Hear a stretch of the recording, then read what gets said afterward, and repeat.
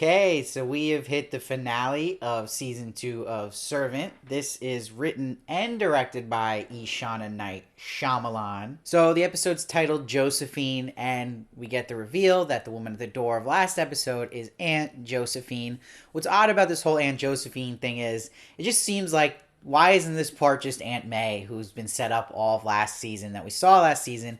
We don't even see her once this season, which was strange. There's a couple people not appearing in a while, which is strange. Even Natalie, we saw her in one episode or two this season in the beginning, and just completely fell off. So you wonder where the actress maybe was busy with something else. I don't really know. She doesn't have much she's done recently, so it's all kind of weird, but so be it. Even Sean asks, where's Uncle George and Aunt May? And Aunt Josephine says they're not involved with this anymore. So, okay, I guess that's our answer. So, if we're looking how this episode's really just set up and where it's going to go, it's basically Aunt Josephine's trying to get the job done that Uncle George couldn't, sacrificing Leanne now because she has lost. And the deal here is that Dorothy is doing the same thing she's done all season. Like, look, you're not getting what you want unless I get my baby back. So we see that she goes, fine, I'll give you 15 minutes with Leanne. But what Aunt Josephine's really doing here is planting the seeds for Dorothy to basically kill herself, and does this by giving her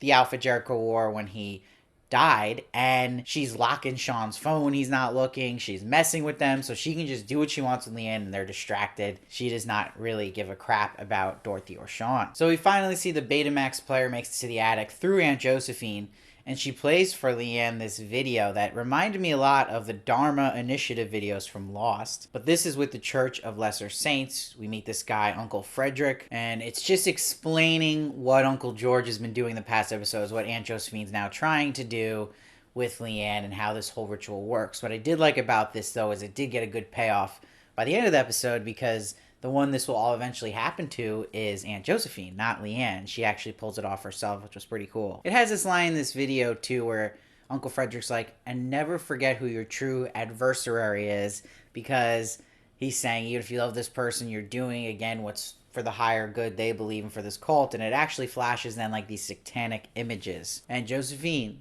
says to Leanne, we're here for one purpose, to serve him. So this is the guy that also had to be alluded to by Roscoe when he was having his vision early in the season that had the baby, and we don't know who this really mysterious leader of this cult is. But the theme here they're trying to do with Leanne's character is she won't say the part that Josephine wants her to say in this ritual, that she's going to forget about Dorothy Turner. Now Leanne is full on wanting to be accepted by the Turners, be loved, and feel like she's part of a family, which she's never really had. And it's tough for me, though, to really feel this, though, because just a couple episodes ago in this season, Leanne's pissed at Dorothy. She's got her dress, puts it on this doll, eats this king cake. Again, the show is so annoying because it does all these different rituals and we get no payoffs for them. I still don't know if she ever had anything that she was going to do to Dorothy. It seemed like she was, and she was pissed at her, but we got nothing out of that. So that was odd. And now all of a sudden she wants to, like, be totally accepted. And yeah, you're giving us that the justification is in Leanne's change of mind and heart is that she had this conversation with Julian, but is it enough? I don't know, but it just seems in a weird way rushed in a very slow-paced season. And that doesn't make any sense, but that's how it feels. And we see Josephine tries to blind Leanne here with the oil, like it's referenced in the video. So Leanne's bugging out. But we actually cut to what's going on with Dorothy and Sean. I did feel this because this is payoff from season 1 here, with Sean now really having to face his biggest fear of Dorothy attempting to kill herself. And she just took the pieces together, but still thinks that Jericho is gone, but by the cult, not by what really happened.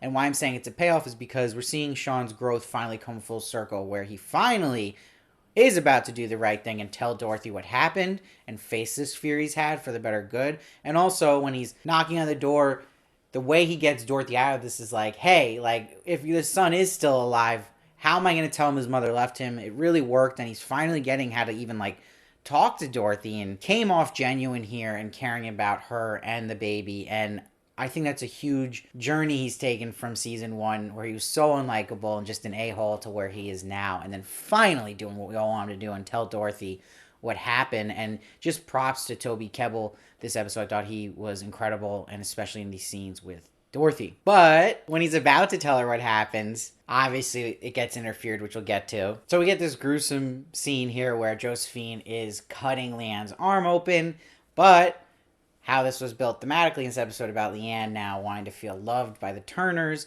she gets good karma back because she stood up for Dorothy, and now Dorothy's the one who ends up saving her from Aunt Josephine. And you even see Leanne say a line like, see, she protected me, she cares for me like a daughter. And Leanne says to Dorothy, he's not gone, I'm going to bring him back, talking about Jericho, which we'll get more into because it leads obviously to what happens at the end of this episode. But props to Sean and Night Shyamalan with this jump scare, really got me, brought some much needed horror back to the show. It's been a while.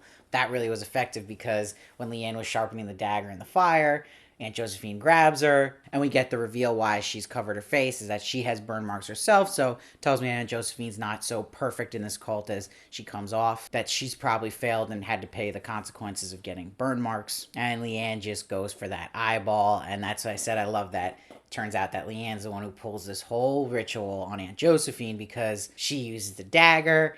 And then the big reveal at the end of the episode, she burns her like those videos showed and how to do it at the end where you throw them into the fire and just basically burn them to a crisp. And what I love about watching Ishana Night Shyamalan direct is she has her father's gift naturally with the camera. Every frame has purpose and counts. It's all beautiful to watch. So that was something I did really enjoy with this finale. So going back to Sean now, finally doing what we waited for him to tell Dorothy what happened.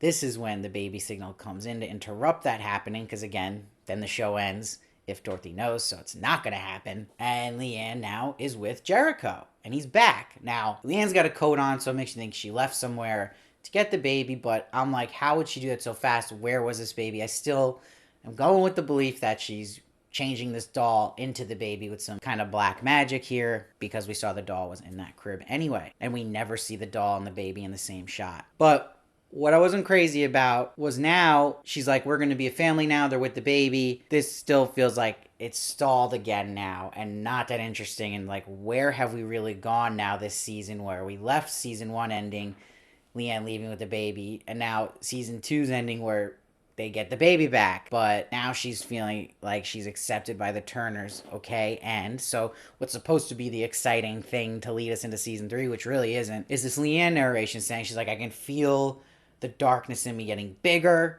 I'm sick of people telling me what's wrong with me. Maybe there isn't anything wrong with me. This is who I am.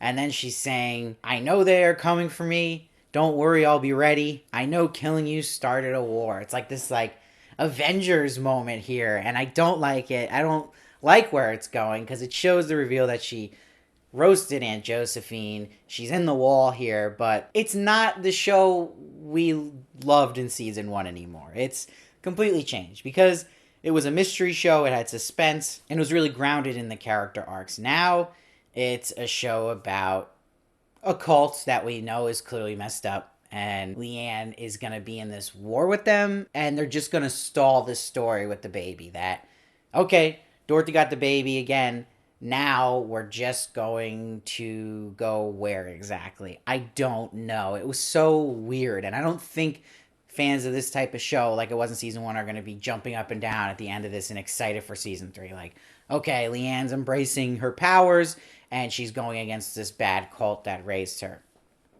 It's not the mystery show that season 1 was about. What's the deal with this baby? What happened with Dorothy? They kind of answered those mysteries in season 1, and then season 2 they slowly dragged their feet and then shifted it towards Leanne versus the cult.